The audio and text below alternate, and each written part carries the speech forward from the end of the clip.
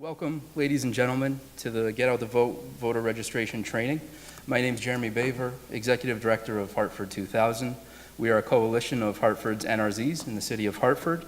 It's our mission to strengthen the individual and collective capabilities of the NRZs and to serve as an advocate for neighborhood issues. Tonight, we're going to learn about the best practices in which we will help people register to vote. We're here tonight joined by Lourdes Montalvano. She's the Director of Constituent Services with the Secretary of State's office, and she will lead us in a 45-minute presentation, which will be followed by a brief question and answer period by people from the audience. Before I hand it over to Lourdes, I just wanted to thank some of our partners that helped us bring this event together.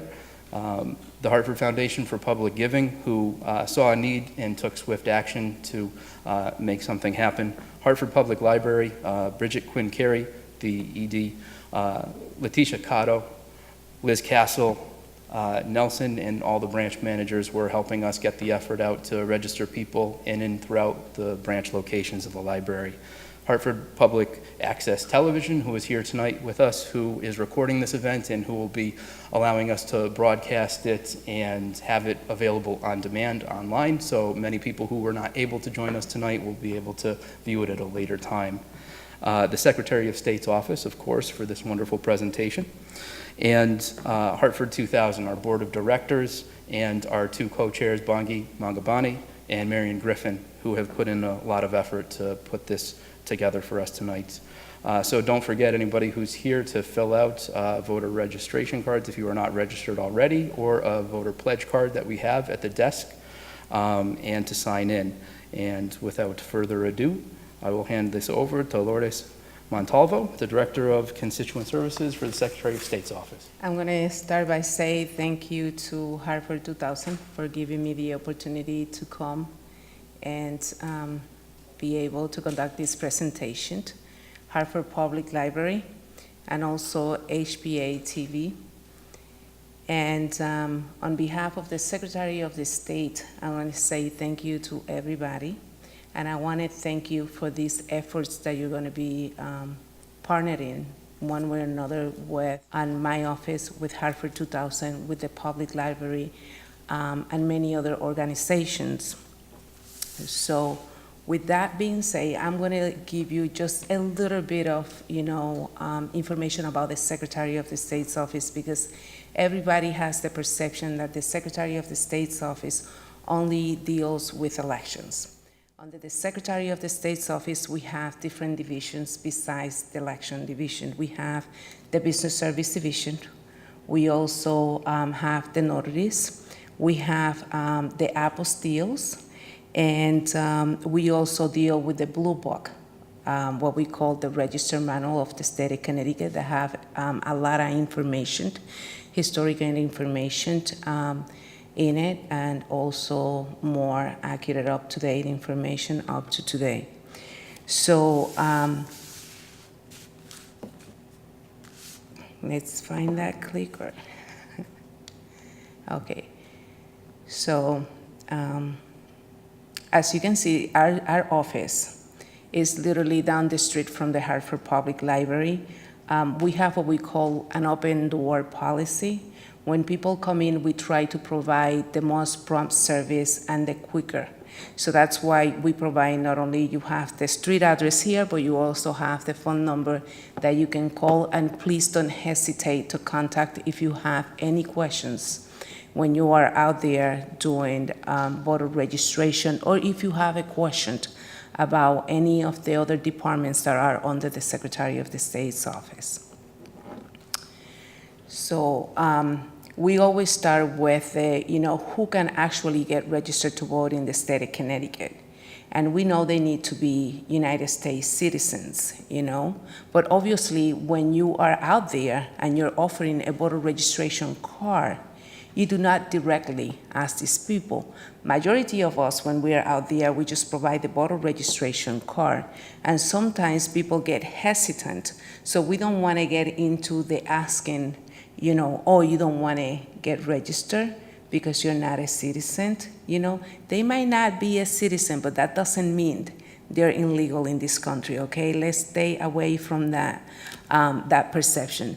So we need to be sure that they're a resident of the state of Connecticut. And if they're not resident, we get a lot of students from other states, that they get the correct information, so if they're not capable of doing, exercising their right to vote here, that they get the right information and the correct tools. That way they can go out there and they can, fill out an absentee ballot request for the town where they live or for the state where they come from, okay? Because doesn't mean because they're in the state of Connecticut that they cannot participate back home. So we need to be sure that we provide that information. Be at least 17 years of age, okay? And a lot of people, we just had a primary, and once in a while I come across a student or a young kid who is 17 but is going to be 18 before election or on election day, and we always forget to say, hey, you know what? If you're going to be 18 by election day or on election day, you can register, and they could well participate in this past primary. And some of them, they didn't do it because they didn't know, the information didn't get to them. So we need to be sure that people get to know these little things, because sometimes we're so used to do this, day in and day out, that sometimes we do forget.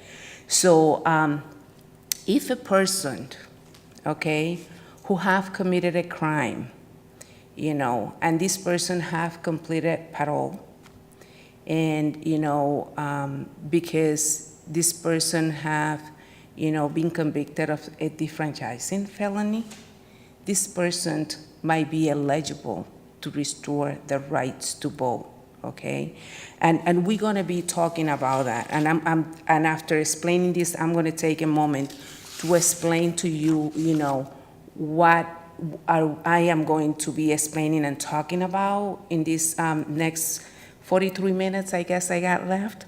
So we're gonna talk about voters' identification, because that's a big question across the state. And we get a lot of phone calls in regards to voter ID in the state of Connecticut. We're going to talk about absentee ballot. We're going to talk about political party affiliation and how you can do, voter registration as a nonprofit without getting yourself into any kind of hot water or into any kind of trouble. Restoration of the voting rights for convicted felons. 2018 voter registration, across the state of Connecticut efforts. We're going to talk about deadlines, because it's very important to know those deadlines, because we want to be sure that those voter registration cards get to where they need to get. And what are all the other options that we have to do voter registration besides the the old way that we are used to do it with the voter registration card, because we have other ways that we can do it now. Hours of votings, and then at the end, I will take the questions. However, it's from the time I start talking to the time we finish, you have one of those burning questions that is like, oh my God, I need to ask, please do so. I will be more than happy to answer the questions. The reason why I'm saying this is because more likely by the end, yes, it will be a few questions, and then it might not be many, or it might not be any questions. So that's the reason why I said that. Now, let's move into the next one. When offering voter registration, we need to be sure, okay, that you're not, as a nonprofit, and I'm going to tell you this as a nonprofit because I have folks in the room that are part of nonprofits, so I need to be sure that we understand this, and then I will explain what it is for those people who work with a mandated agency, which is a little bit different. So you have to be sure that you don't influence this person, that you don't say anything that this person feels uncomfortable. If they feel uncomfortable, forget it, they're not going to get registered. And nevertheless, they're not going to forget the experience, and they're not going to go to the polling places. So we need to be sure that, when you're dealing with folks out there, that you are very nice, very pleasant, and it's like, yes, this is something normal, and you can do it. You don't need to register today, maybe next week when you come back. As soon as that you know that they have enough time to register before next election. So you don't want to make any statements. 'Cause sometimes we say, oh, this or this other thing happened, and this is why, So we have to be very careful on how we word things and how we say things. Sometimes even body language can make a difference. Depending on the culture, depending where the person comes from. So, you don't want to take any actions that this person might say, you know what, forget it, I'm not going to do it. But you also don't want to tell them, you know what, if you don't register, we're going to have some issues and we're going to lose some funding and we're not going to, and because then you are kind of telling this person, you have to do this, whether you like it or not. And that's not how the process works. We want to give them the opportunity to do it. If they do it, and they feel comfortable and they're happy about it, I guarantee you they're going to go. Or the next time they're meeting with you, they're going to say, you know what, I remember you said something about an election or something like that coming. When is that date again? Can you give me a call? How can you help me out not to forget this? Because you do get my experience out there as a constituent services and community outreach for Secretary Morrow have been, I get tons of phone calls in my office. I get a lot of phone calls starting 3 weeks before elections or a couple weeks before a primary, because people know they can call me and I will give them the information. So, so we need to be sure that we are very careful. Now, what you're looking at is it's a voter registration card. And as you can see, the little square in the bottom, and I don't know how I can, I should not touch that. So let me go back. Okay, so what you're looking at right now is a voter registration card, and I'm going to explain every single one of these little boxes because people think that, just a voter registration card. But this is the problem we have. When you look at 1A on that voter registration card, this is what happened.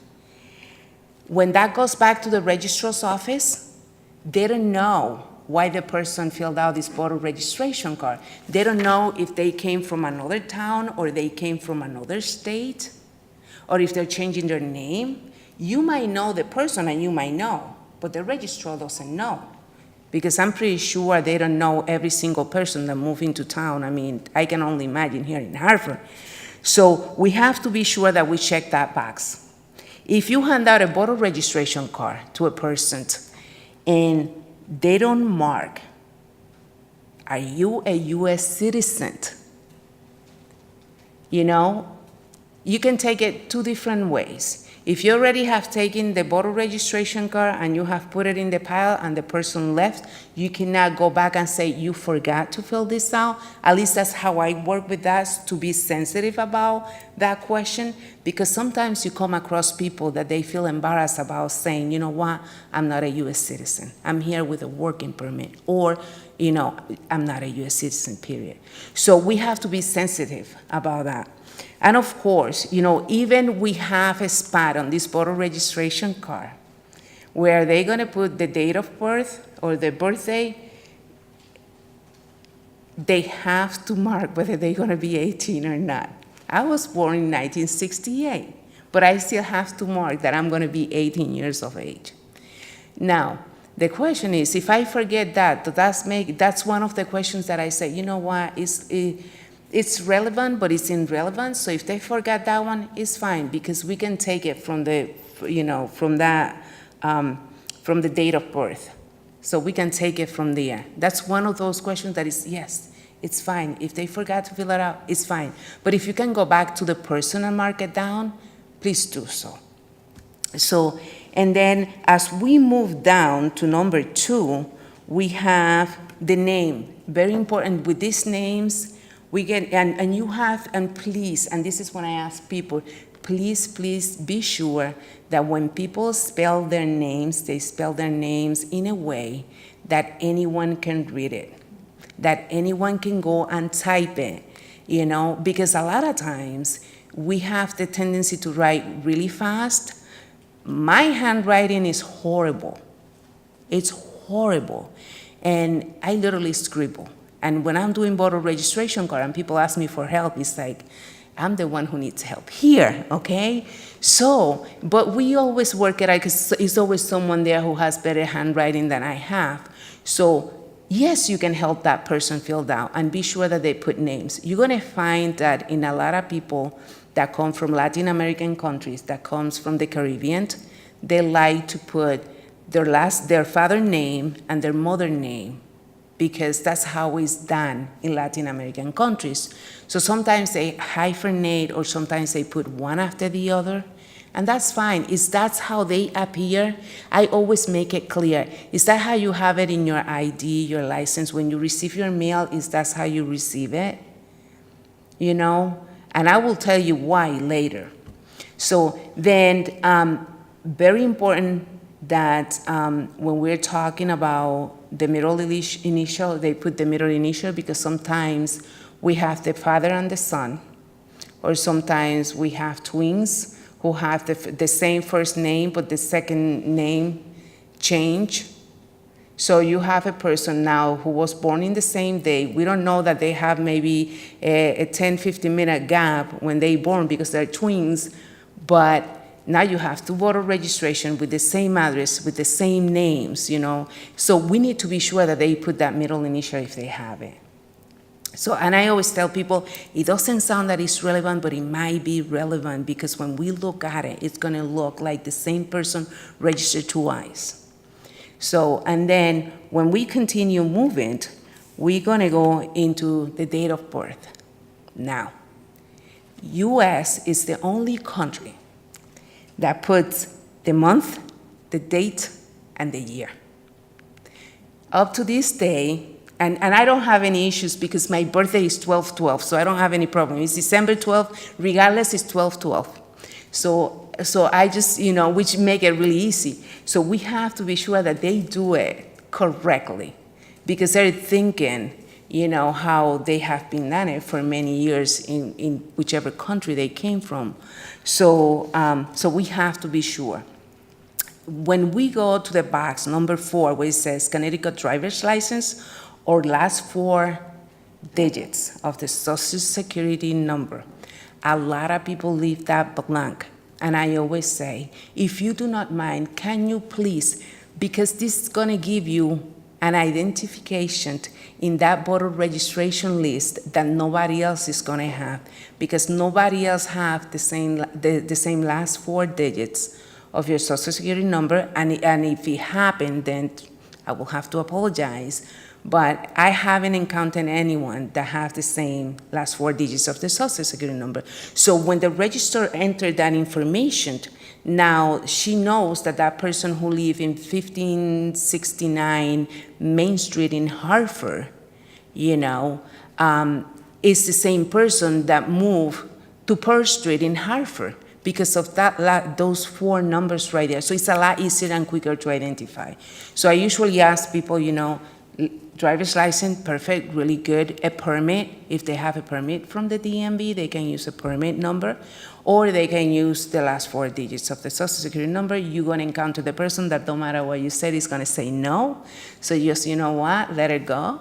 That's when I say, let's just let it go, and let's move to the next one. So number 5, address. And this is very important because you're gonna see that you have 3 different spaces here for 3 different addresses. And what people don't understand is address number 5. That's where the person laid their head at night. Where is it that that person sleep?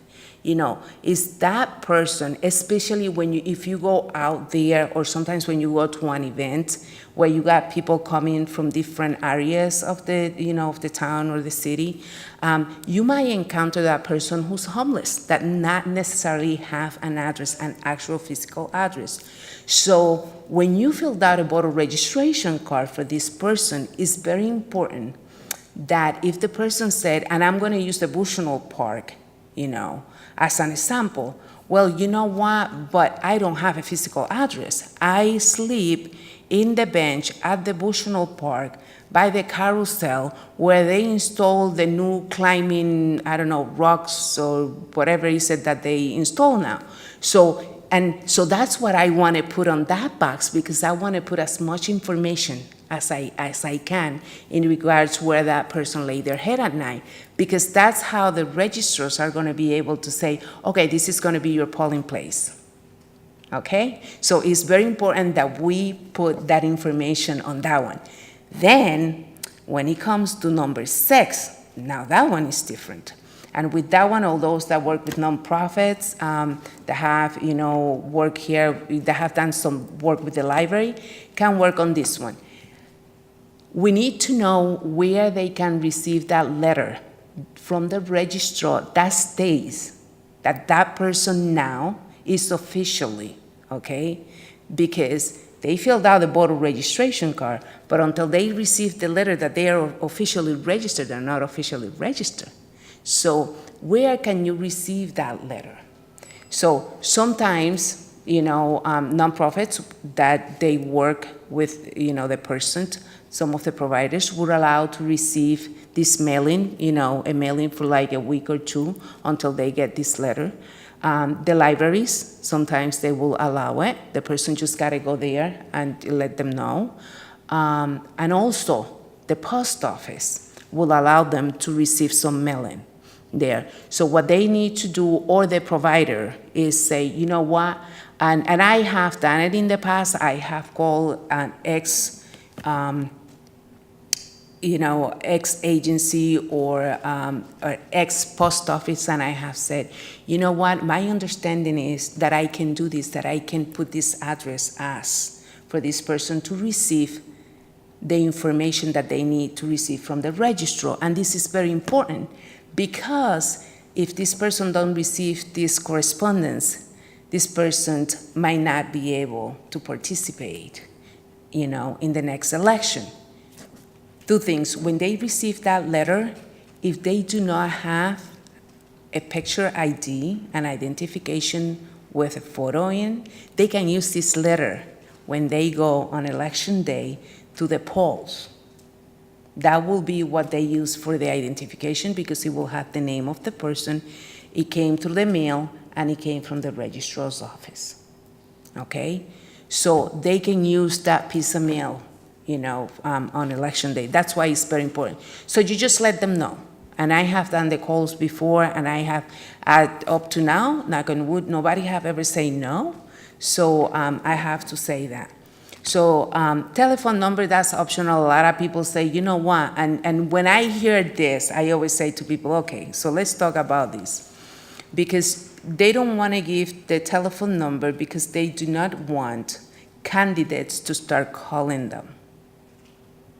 Okay, and I always say to people, well, I'm not going to tell you what to do, but the reason why candidates and everybody is calling you is because if you do not choose a party affiliation, you will become unaffiliated.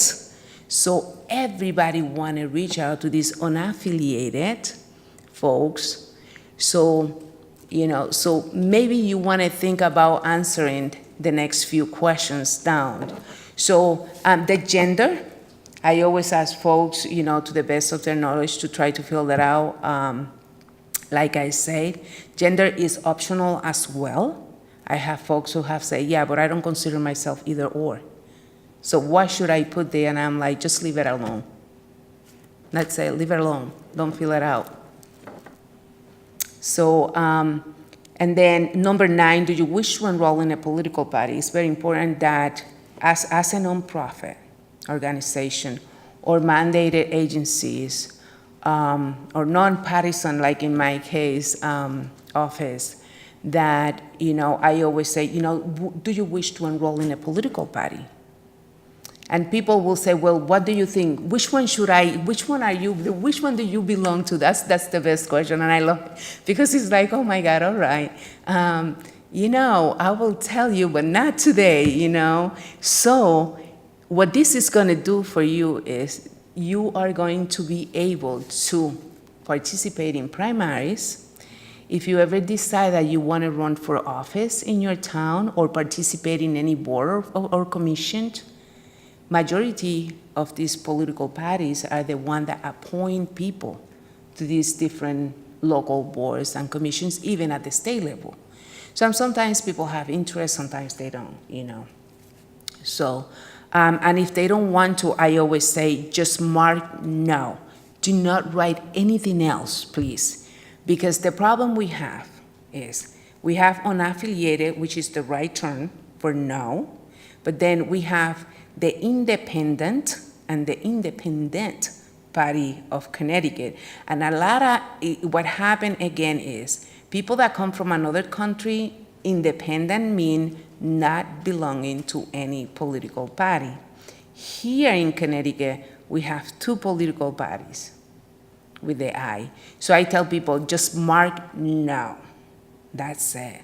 And then you have up to the day before of a primary to choose your political party if you wish to participate on a primary.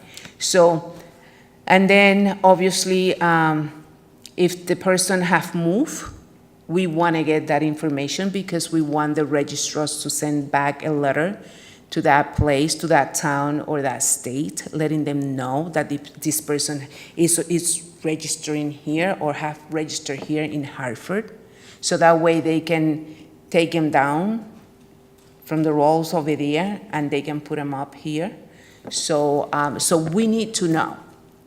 And then, and a lot of times people will say to you, you know what, but I moved here 6 months ago and I don't remember the number of the street, but do you remember the town?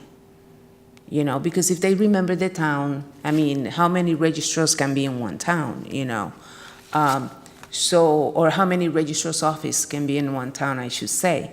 So we need to be sure that we capture that. And then, of course, number 11 is that they swear and they affirm that all that information that they have placed in this voter registration card is correct. And then I always go a step, a step further, ahead, and I ask them if they would like to work on election day because I know that registrars sometimes have, a little bit of a hard time finding people who want to work on the polling places on election day. So at least I give them, and I explain, it's just a one day deal. So you go in, you work more likely from 6 or whatever they want to schedule for, and then so you do that. So that's pretty much, and then the rest of the voter registration card, we don't want to fill it out. Now, where you see the square that is blank in between the note and the warning, that square there, usually is a letter there, either an S for the Secretary of the State, is a code. We call it a code. It's a code. So it's usually, this is the voter registration card that more likely the registrars and the people who are running for office are going to be using. Okay? Now, the one for the Secretary of the State's office have an S on it. The public libraries have a D. DMV for the Department of Motor Vehicles. So the universities have a different one and so on and so forth. So they have. So if you want voter registration cards for a nonprofit drive, I'm going to suggest that you call our office and you ask for us to send you those cards. Because often enough, I find that people are using the wrong voter registration cards because they either come to the library, they get a stack of them, or a friend works in X office, and they give them a stack of voter registration cards. We want to do it right, so that way everybody gets the credit that they deserve. All right? Are we doing good so far? I see a question. I do have a question. Can you go back to number 6, please? I can't remember what it is. I just put number 6. I was going to ask you later. Address for the mailing. So, I've got somebody in, and they said, I live in Keene Park. Right? Mm-hmm. And I said, do you have some place where you get your mail? They say, no. I can say, well, I can check with the Blue Hills Post Office and give them your name and you can pick up your mail there? Yes, indeed. I can do that. Yes, And yes, you can do that. I do that because. Sometimes I forget. Yes, sometimes I forget. And if this is what I have found out, I have worked with some providers in the past that they have taken either, one more step. And what they have done is, when they go in to bring some of the mail from their office, they ask to see if that person have received, the information. What they do is they provide their name as a caseworker or provider, and then when they go in, they just bring, their badge, their work badge, so that way they can get it back. Because more likely, you're gonna see the person more often, and if the person forget, you gotta remember these are people that in a day-to-day life, they're trying to do so many things, get food, get a place to stay, and all these things. They're not thinking about going to a post office. So you can get it, and the next time you see them, you can give it to them. Or when you see them the following time, ask them, do you want to pick up your mail? You need to go get this. Can you show it to me? That's if I was the provider, I would say, can you bring it back? I want to see it. I want to see where you got to go. I would put it like, I want to see where your polling place is, so. That's a very good question. Did anybody not hear my question? Okay, good. Okay, my question was, if I'm registering someone who tells me that they're living in, for example, Keeney Park, I asked if I could then suggest that I would go to the Blue Hills post office and give them their name so that they could go there and get their registration, their proof of registration. So I wanted to make sure that that's something that I could do as opposed to saying, you may go to, and then that may never happen. And then finally, what you were just saying is if I'm a provider, which I have been many times, I'm not right now, but I've worked with various nonprofits, I could have that information come to my office and they could come and pick up that information there. Yes, definitely. You can always, if it's allowed, by your office, by your director, or the person in charge of the office, you can always use your address for the office, and then that letter will come from the registrars, will come to your office, and then you can give that letter to the person who gets registered. Thank you. You're welcome. Any other questions? Actually, I do have one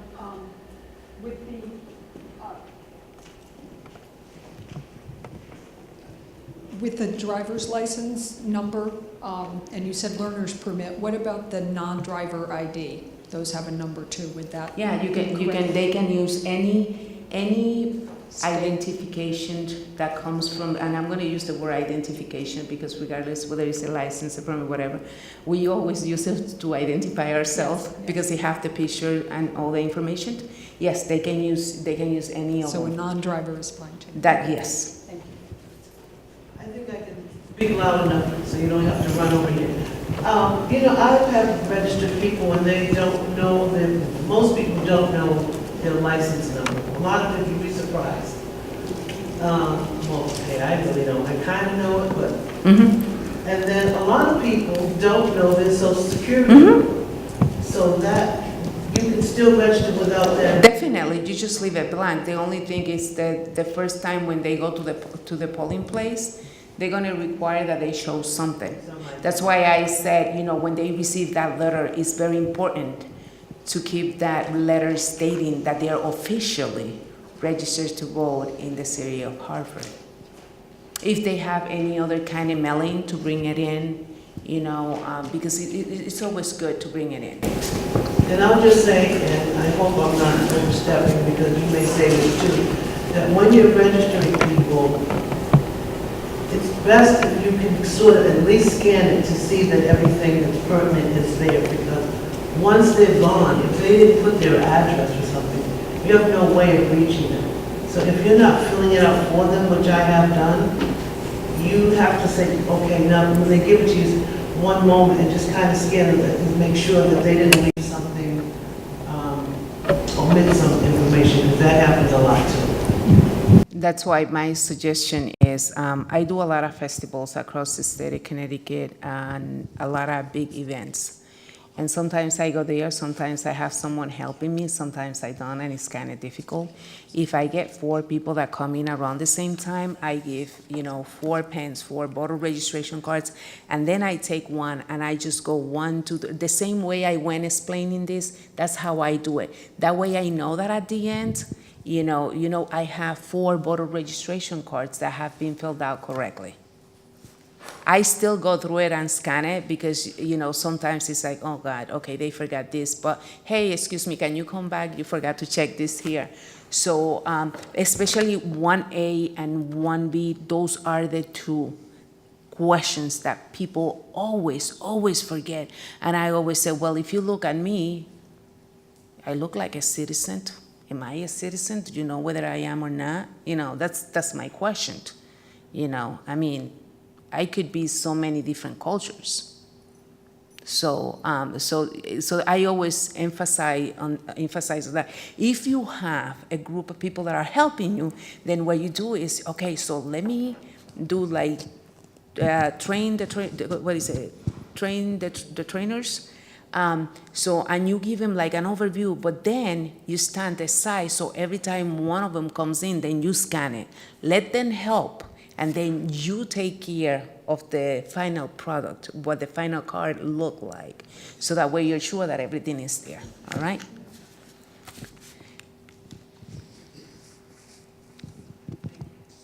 You're welcome. And then restoration of voting rights, and this is very important because I'm gonna mention at least 4 things here that I'm pretty sure at least a couple of them, some of you didn't even have an idea. In the state of Connecticut, okay, and we have to go state, and I say state by state, okay?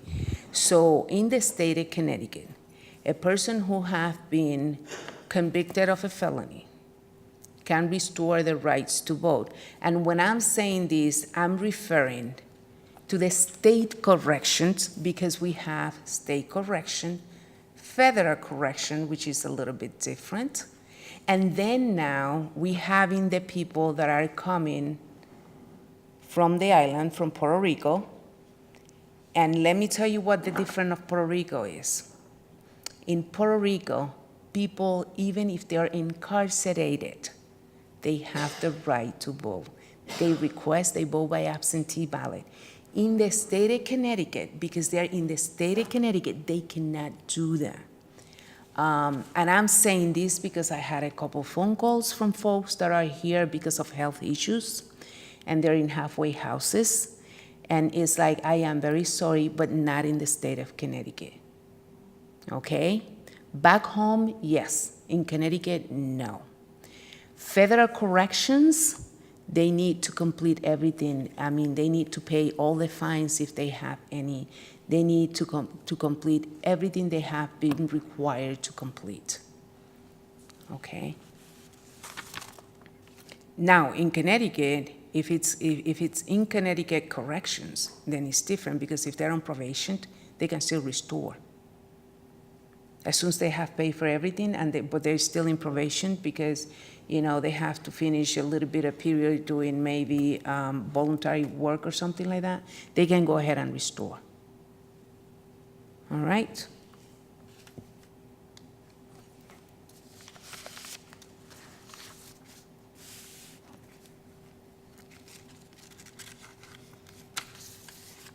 Now, we got to remember that, and I'm going to go back a little bit. If they're on parole, they cannot restore their rights. And I'm going to go back, because if they're on parole, I want to be sure that we understand this.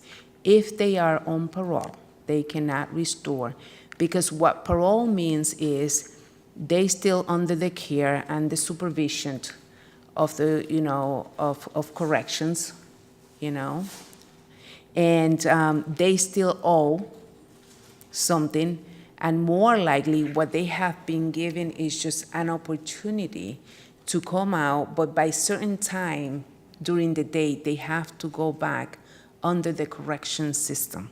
So they're out, but they're not out. So we have to be very careful with that, okay? Yeah. So, well, probation is different because probation, it's like an opportunity that they are being given to come back into society and get a job and do 10 million things before they see the judge, and the judge actually direct them whether they're going to go to jail or they're not, whether they're going to get convicted of something or they're not going to get fully convicted of a crime. I'm sorry I came in late, but I came in on the part with the card. Could you go back? I came in the part, no, back.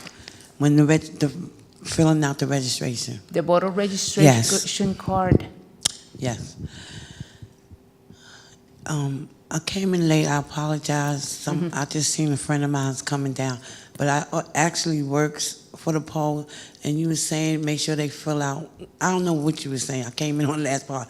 But also number 9, a lot of people don't pick their parties when they filling out their card. So you gotta make sure they pick the party that I day. already, yes, Oh. I did spoke about it. Okay. That's what I said, I don't know. And I can repeat everything if you want after we get done with the presentation. I can go back and tell you everything I had said. Okay. But yes, I talk about the political party affiliation, and I'm going to be talking about the political party affiliation more in another slide. Okay? Thank you. You're welcome.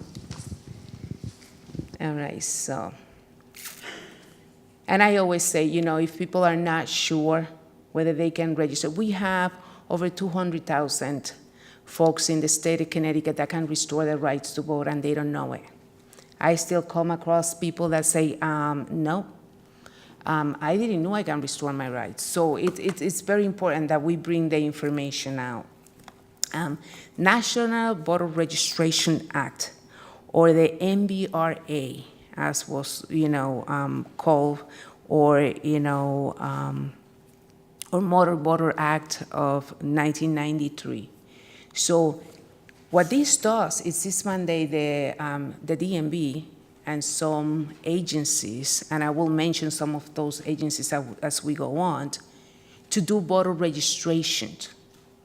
And when I say do voter registration, is to provide the voter registration card, have those voter registration cards where people can find it, not because I'm standing here, it's because I'm going to take my voter registration cards and I'm going to put it under my desk, because you know what, I don't want to see anything on top, or I don't want any here. No, it means they have to be visible for people. So, so people can come in, grab it, and keep on going, or they can come and ask if they don't see them, but they have to be visible. So, and then they have to assist these people, and I'm going to be talking a little bit more about that. About the mandated agencies.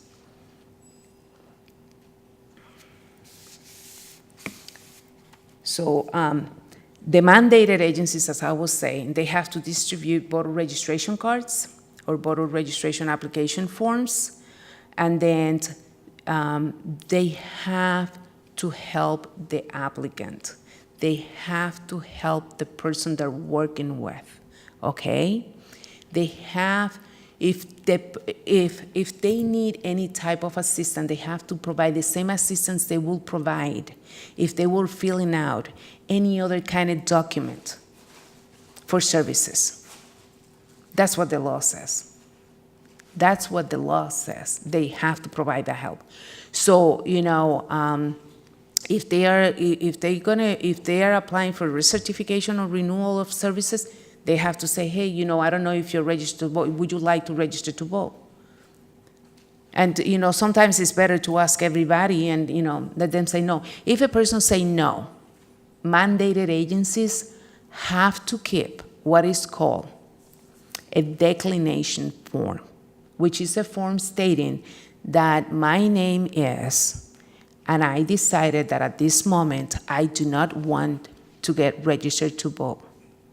They have to keep that form for at least 2 years, because if the federal government comes, they're not going to be happy, because they're going to come and they're going to ask, okay, what did I touch here? So if they come in, they certainly they're going to ask for these forms because they want to know how many people. They have to send numbers to the federal government every year. So, okay, so what happened that you, last year, you had 200 people that registered, but this year you have 25? Something is wrong with that. And then I only receive 100 declination forms. So which means, you know, if you're sending documents through the mail, okay, I'm gonna send this applicant a renewal for services. I have to be sure that I include a voter registration card. I have to be sure that I include a declination form, a by-mail declination form. So it's one that is a declination form in person, and it's one that is by mail. So it's two different ones, and they have to provide it. And then, like I said before, they have to provide the same degree of assistance that they will provide if they will be helping fill out one of their forms for services. All right? And then, of course, at the end, they're mandated also to accept that application, to accept that voter registration card. And what do? They can mail them to the registrar's office in the city or town where they have the office. They can drop it off, or there are some agencies, big agencies, like, for example, Connecticut Works or the DMV or Social Service Agency, that what they do is they all put it on an envelope, and then they have a process. So every 3 days or at the end of the week, they have a person who will drop it off. Sometimes they have the registrar that drive by and picks them up. So they have to work something out, either with the registrar's office or with some folks in the office. What I usually tell people is, you know, it's good if you have the person that's going to be in charge, person number one, and then you have at least 2 other people, because what's going to happen if one person gets sick and the other person is on vacation? Let's have that third person. And it's good when you have multiple people that know what's going on and how they need to do it. They know the process and how you do things. So that way, at the end of the day, you don't come back to the office and you find 50 voter registration cards from 2 months ago because no one knew what to do with them. So, and always be sure that you put it in a place where you can see them, because if you put it in a place where you're going to put some stuff on top of it, more likely 2 weeks later, it's going to be there. And I always say, please, if you filled out a voter registration or you accepted a voter registration card today, it should have went out today. It's not how it works, but I always tell people, you know, don't wait, because then we have to I mean, come on, we're human beings. We forget things, you know. So it's very important to understand that. Let's try to have those voter registration cards to the registrar's office as soon as possible. Those 3 agencies that you named are mandatory voter registration agencies, correct? So CRT is not a mandatory voter registration. No, it's a nonprofit. No, let me. Are there any others than the 3 that you named? No, let me tell you some more. Hold on. Where do I register on this page right now? We have election day registration now, and I'm going to talk about that. But these are the mandated agencies, some of the mandated agencies. Admission and administration offices, this could be for colleges and universities, more likely colleges and universities. State colleges and universities are mandated to do voter registration. They are. Therefore, they have to offer voter registration. Then we have, and I'm going to kind of jump because we have obviously the online voter registration that the Department of Motor Vehicle is using very well, because now every person that does business with the DMV, it gets automatic. If they don't decide that they don't want to do it, of course, they decline, they get automatic register, which is great. So that have helped and have improved our voter registration list. So, and then we have Access Health, because part of the agreement was that they were going to do voter registration. We have the Labor Department. We have public libraries across the state. Obviously, City Hall. Department of Motor Vehicle, DMV, Department of Social Services, and Public Assistance Offices. I have come across some agencies that have said, you know what, you're going to provide these services, and I'm going to use as an example the Department of Motor Vehicle. They work very closely with AAA, and AAA, we did training with AAA, and they do voter registration, mandated voter registration, because that was part of the deal with the DMV.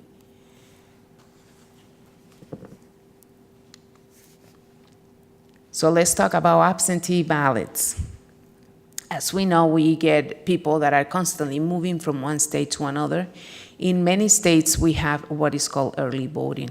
Unfortunately, in the state of Connecticut, we don't have it yet. So it's very important that people understand how this works. It's only for those people who are active in the armed forces, okay, who are active in the armed forces. And I'm going to reiterate this, that they're not going to be in town for the entire day. And when I say for the entire day, I'm talking about, okay, so I got to leave for work at 6:15, but the polling place open at 6 o'clock. I still have 15 minutes. Okay? So that means in my way to work, I have to stop, go in, cast my ballot, and then go to work because I have 15 minutes. It's not an excuse, you know. So people need to understand that they need to be out of the town from 6 to 8. If they're sick, if they have any physical disabilities, if that person's religion prohibit that individual from doing anything on Tuesdays, they can go ahead and apply for an absentee ballot. If the person, somebody says that they work on the polling places, if that person is working on in a different polling place than is the polling place that they usually will go and cast a ballot, then they can go ahead and request an absentee ballot. Okay? And they can request it for, you know, for primaries, for referendums, for, you know, elections. If they have any questions, please call the registrar's office or the clerk's office. And let me tell you this, now, for the absentee ballot, we have what is called the permanent absentee ballot for those folks that are sick. So we have the regular absentee ballot, and we have the permanent absentee ballot. The difference is the regular absentee ballot is for these people that I cover right on top. However, those people that have a permanent disability or illness can go ahead and apply for a permanent absentee ballot. What they need is they need a letter from the doctor stating that because of their illness, they cannot go to the polling places on election day, okay? So what they do is, you know, every year when they do the canvassing, they will just send them a letter to be sure that the address is still the same, that they still have the same address, and that it's okay for them to send the absentee ballot. But they won't have to be asking for the absentee ballot every year, every time we have an election.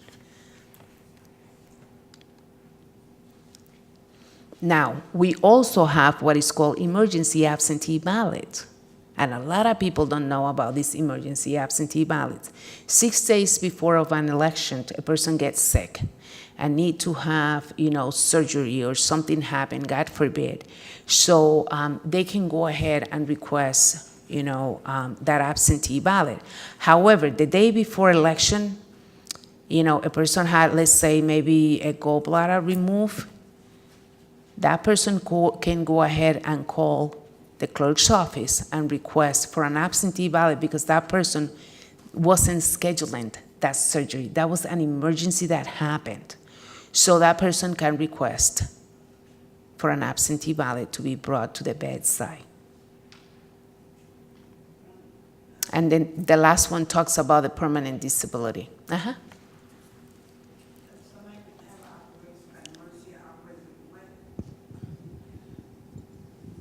If somebody have emergency operation, like a gallbladder removed, like say if it was on the day of election, could they call the clerk office and get an absentee ballot on that day? Yes, because it's an emergency.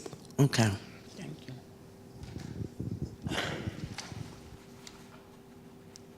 All right, now we're gonna go, somebody was asking about identifications, and I tried to put as much as I could here.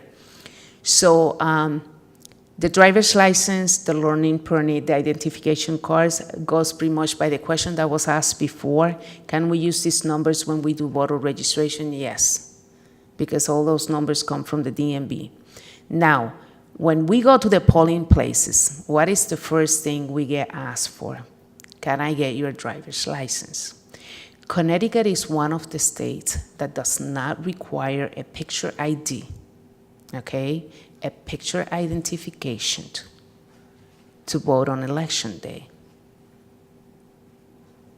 It's not required.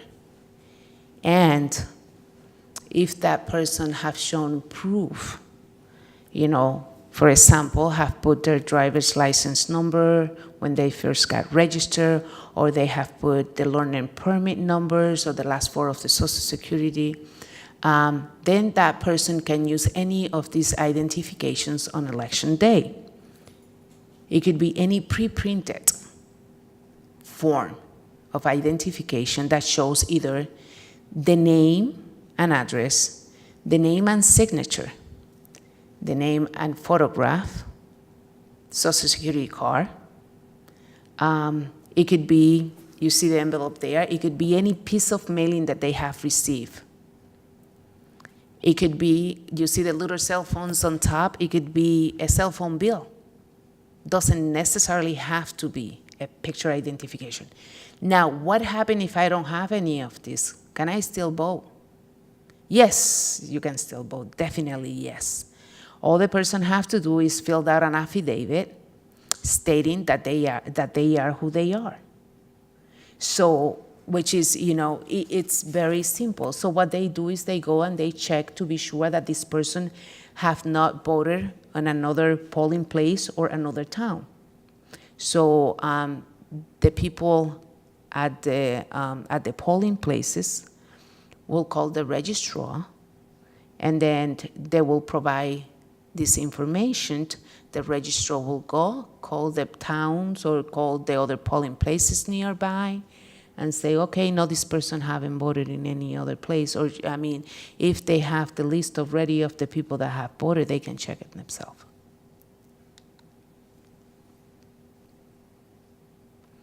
Now, another very common question, and this is because we have a lot of people out who needs some kind of help or accessibility on election day. So majority of the people, you know, will go, it's what we call the in-person voters. So they go and they just go there, provide what they need to provide, they get their ballot, they vote, they put it to the machine. And that's it, which is, you know, is a very simple machine. After they fill the bubble, you know, I always say, if you're doing voter registration, try to have a sample ballot so people can see, you know, not only who's running, but also how they can fill out those little bubbles. Now we have what is called accessible ballot making system, which is available for people who have any disability, or those people who choose to use this system on election day. So it helps because it's a touch screen machine. It's also, they can also use audio. And for a lot of people, the audio one is really good, especially for folks. And let me tell you this, and I'm pretty sure that not many people think about this. I don't know how to write, I don't know how to read. But you know what? One thing we all learn is numbers, because we count money. So when they go, they can listen and they can touch the screen by the numbers, because people identify better with numbers that they don't know how to read or write than with the alphabet. So I always say, will you be intimidated by using? All you got to do is, you know how to 1 to 10. Yes, no, whatever. So then, then you can pick a number, or as it going, it says, choice number 1, choice number 2, or toca el uno, toca el dos. So it will say it in Spanish, it will say it in English, and they can also use it that way. It's some folks that they don't speak the language, but if they listen to it, They understand it. So it's easier for them. So, and then we have the curbside voting. What is that? A lot of people say, what is that? And I am so sorry if I am pronouncing that word wrong. But curbside voting is nothing that many people have a clue of what it is. I broke my leg. I went, but I still want to go vote because you know what? The people that I want to get elected need me to go out there and exercise my right.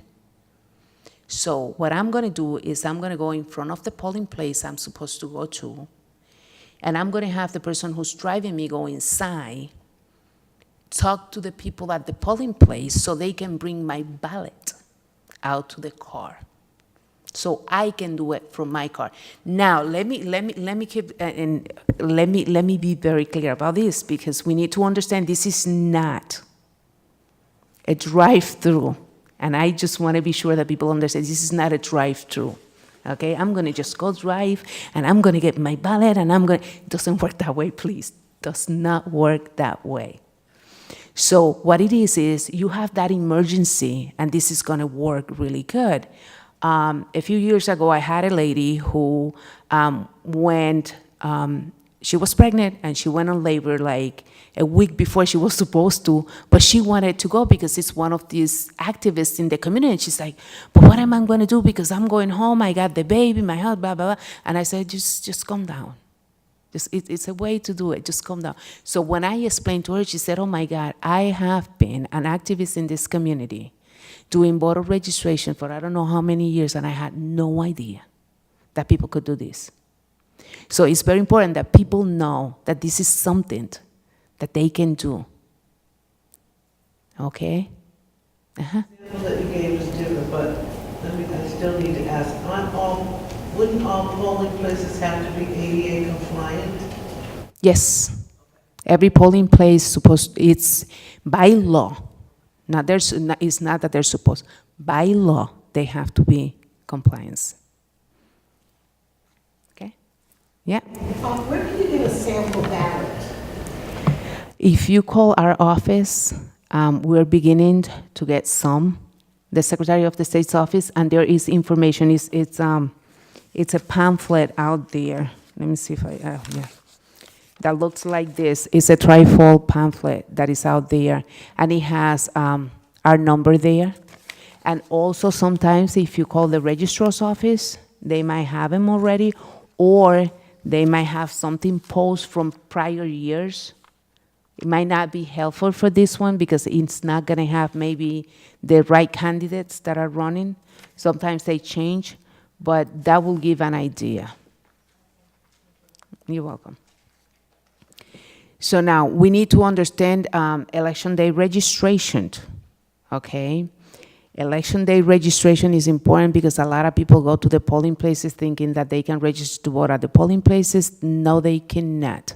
They have to call the town clerk's office or the registrar's office to find out where the EDR is going to be, the election day registration, because they get registered and then right then in there, they're able to cast their ballot. And one thing I always tell people, please, please, please try to be there at least an hour before 8 o'clock. Because if you are at the polling place at 8 o'clock and you're out the door, you can go ahead and cast your ballot. You can vote. However, if you're at an EDR center, you cannot, at 8 o'clock, if you have not been registered to vote, you cannot. And I have people that call and say, but it's not fair because I was inside. But, you know, that's what the law says, you know. I don't want to turn you away, but that's what the law says. So more likely at the end of the day, they're going to encounter lines. So, you know, so I always emphasize and I let people know that. Now, we went through the primary days, so I'm going to skip that one because I don't think, at least for this year, we went through that one and we survived. So, but I am going to talk about definitely the election day dates and deadlines. So we have election day is November 6th. You know, online voter registration is October 30th. People have to use the system before 8:59 because that the system goes down at 11:59, period. By midnight, 12 o'clock, system is down and it's not gonna work. People are gonna try, and then they call and they say the system doesn't work, it's not good, but it's not that, it goes down. Because after that day, it's not supposed to be doing, it's not supposed to be taking any more registrations. So postmark is the same thing. It's the same day, October 30th. People need to be sure that they bring those, so that voter registration card, when it gets stamped at the post office, it gets stamped on that day, because if it gets stamped after midnight that day, it's not good. You know, they will get registered, but they will not be able, you know, just if they decide that they're gonna go on election day and use EDR, okay? But they will not get it, when the registrar get that voter registration card, technically they cannot register that person. The person will have to be in person on election day in order to get registered and in order to be able to vote. Absentee ballots are available on Friday, October 5th this year, and that's for the regular elections. Election day registration, November 6th. If you find out, you know, you send that voter registration card and you're not sure because you send it on October, you're not sure, call the registrar's office. And if they didn't receive that, you know what, on election day, shut up and go register. And then, of course, the absentee ballots should be received by the local registrars by the close of the polling place, which is 8 o'clock. Sent by town clerk. Yep. So that means you can't go to the poll and say, here's my, okay? I just want, Well, nobody on election day should be bringing back any absentee ballots, because in reality, they are in town and they should be voting in person. so also you just mean that it has to be done by 8 o'clock when the polls close. And it's because sometimes if it's an emergency absentee ballot, they will send an officer to go pick up that absentee ballot from, let's say, the hospital or any other places. So that absentee ballot have to be received by 8 o'clock. And any other questions? Anything that I might missed, forgot? Mm-hmm. Still a little unclear on if people are on probation and they're in the Connecticut correctional system, can they register to vote?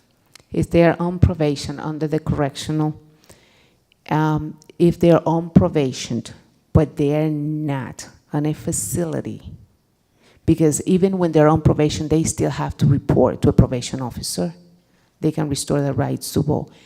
Sometimes it's always a little bit more of information, and I usually try case by case basis. I will say, you know what, if you're not 100% sure, I do not want you to get in trouble. Go and ask your probation officer. How this work is, every month, at least 1 or twice a month, we, and when I say we, I mean the Secretary of the State's office and the Registrar's office, receive a list of the people that have, you know, that they can restore their rights to vote, and also those who have been convicted of a felony that have lost that right, temporarily lost that right. So, and since we know they have to re-register, so we keep that. Sometimes they call and we might be able to check in our office, but I always say, call the city hall, call the registrar's office, because sometimes they can tell you whether you can restore or not, but always go back to the person that is your provider. You know, that parole officer, they know, because correction is mandated. It's one of the mandated agencies. They're supposed to be giving out that voter registration card when they do the exit package. And then on another subject, can NRZs be places where people register to vote? The NRCs, that's a pretty good question, and I will say, I don't know what kind of funding they receive. I know that some NRCs receive some federal funding that prohibit, any type of, how can I say, political engagement or voter registration per se. So you have to be very careful. I will say majority of the folks that work in agencies that they, the manager, the supervisors might know and might have the answer. Maybe someone who works with an NRC here in the room can help me out with this question. So I'll try to take that. NRZs haven't received any state funding since the 90s, I believe. So I don't think there would be restrictions based on that type of funding. Well, it's not a state mandate, it's a federal mandate that was passed by the federal government many years ago that have a provision. However, I have heard that there are agencies that even though they receive this funding, but because they have other programs, underneath, they will do it under a different program. But I will not tell you, yes or no. I will say find out what type of programs, what type of money you're receiving, whether you're receiving federal funding. That might be one of those, I think they call it black grants, if I'm not mistaken. So, I will check into that.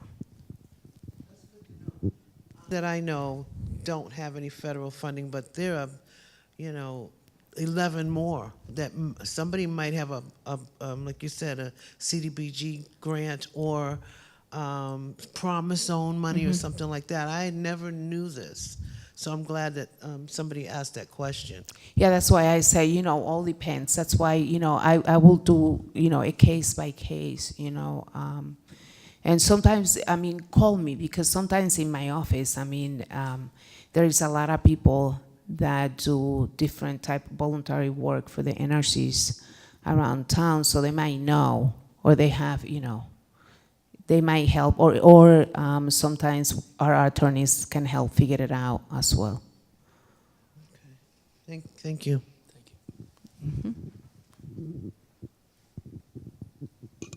Hi, a real simple question. We have folks that we've been working with to change their addresses as well as register them to vote. And we had someone who moved from one apartment to another in the same building. Do they still need to process a change of address?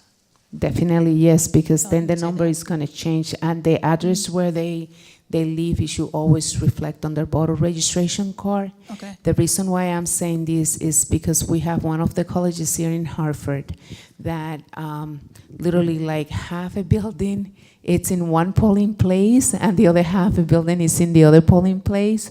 So yeah, it's better because, maybe if they went from 224 to 225, maybe 225 belongs to a different polling place. Okay, that's fair.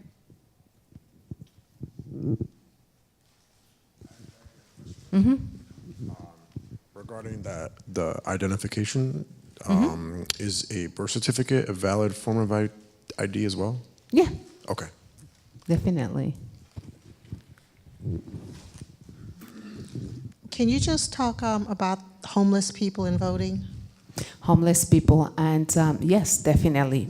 And what I was saying in regards of homeless people, and I'm going to go back to the voter registration card, because the voter registration card has a space for 3 different, let's see if I can go back fast enough, for 3 different addresses there.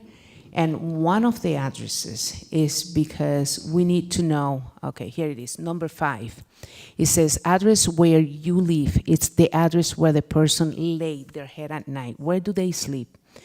And the sample that I used before was if I register someone who tells me that they sleep at the Bushnell Park, and I'm going to use the Bushnell Park here in Hartford because we all know. And I sleep by the carousel, by the new rock climbing or the new things that they put there. And, you know, that's the bench where I sleep. That's the information I want to put there. And you always want to capture and put as much information as you can, because that's what's going to help the registrar decide what the polling place is, okay? Now, you need to be sure that the person have an address where they can receive the notification letter stating that now they're officially registered to vote.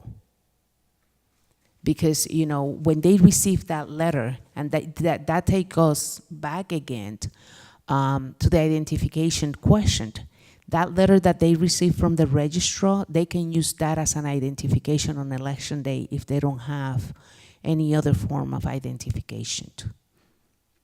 They can use the public libraries. Sometimes they allow to receive mailing there. I was mentioning before, sometimes the providers, what they do is they will call the post office and they will let the post office know that it's going to be mailing, or the providers can give their information and receive that there, you know, and then they can give it back. Yes? So homeless can use the house of bread for their address. I'm sorry, I didn't. The house of bread for their address, they can use the house of bread if they're homeless. Okay. So we encourage them to fill up 9-6. That's what you're saying? I'm talking about, yeah, the address if it's different. Right, if it's different. And I know for sure homeless could use the house of bread as a mailing address. Yeah, sometimes the food pantries, sometimes the churches, the religious organizations will allow them to do it, so. Okay, yes? Question. We've been doing some voter registration and people say, we know we're registered, but we're not exactly sure where, or we think we're registered. And we look them up online and we see that they're registered. Then they say, oh, but we're not sure what address we used. It might have been before we moved. Is there a problem if they fill out a change of address because they don't know No. where they last registered? It would just be a duplicate if it's the same address that's on record? This is what happened a lot of times. I'm going to re-register because, like you said before, I moved from one apartment number to another, so I'm going to do the address change. I don't see why, you know, because you have to do the address change, number one. Number two, you want to be sure that that address change is captured. So when that goes back to the registrar, if they have a duplicate, what they do is they confirm, you know, okay, that's why I said it's very important that on number 4, the driver's license identification or a driver permit or the last 4 digits of the social security number, because if this happened, then the registrar can say, okay, these are the same 4 numbers that I have here, so what they're trying to do is, so they can identify that person. No. And then on top, on 1A also is check the boxes that apply. A person can check new voter registration, which is from another town, from a different town, or they can choose the second box, which is address change within the same town.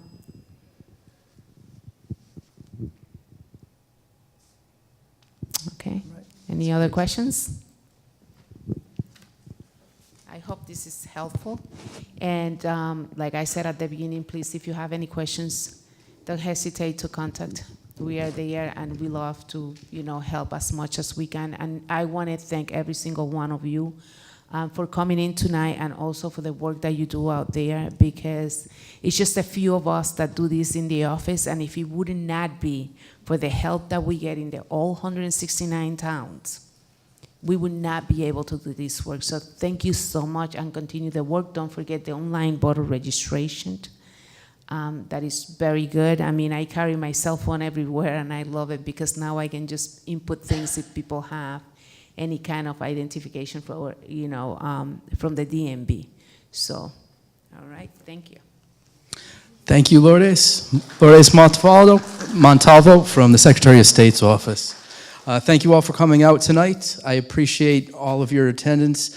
We will be posting this on our website, and it will be linked to Hartford Public Access's website so that we could review this remotely at a later time. So look for that, hartford2000.org.